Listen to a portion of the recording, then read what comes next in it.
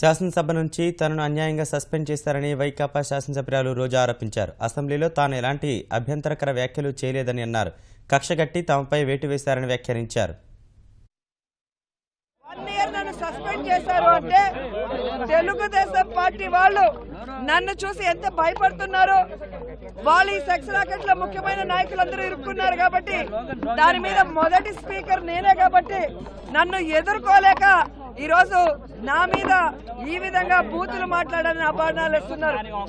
నేను అసెంబ్లీ సాక్షిగా ప్రమాణం చేసి చెప్తున్నాను, బూతులు మాట్లాడాల్సిన అవసరం నాకు లేదు. బూతులు మాట్లాడే కల్చర్ కూడా నాది కాదు.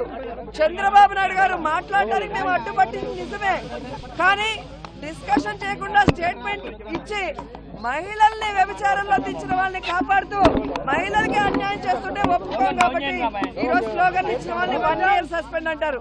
నిజంగా 1 year సస్పెండ్ చేసే రైట్స్ కూడా స్పీకర్ గారికి లేవు. ఎంతవరకు అయితే సెషన్స్ ఉంటాయో అంతవరకు మాత్రమే సస్పెండ్ చేసే రైట్స్ స్పీకర్ గారికి ఉంటాయి. అంటే ఇంకొక 3 రోజులు. కానీ రూల్స్ కూడా తెలియకుండా వాళ్ళు పగబట్టి స్లోగన్లు ఇవ్వటమే తప్పు అని చెప్పి నన్ను సస్పెండ్ చేసినప్పుడు నాతో పాటు స్లోగన్లు ఇచ్చిన 55 మందిని ఎందుకు సస్పెండ్ చేయలేదని నేను ప్రశ్నిస్తున్నాను.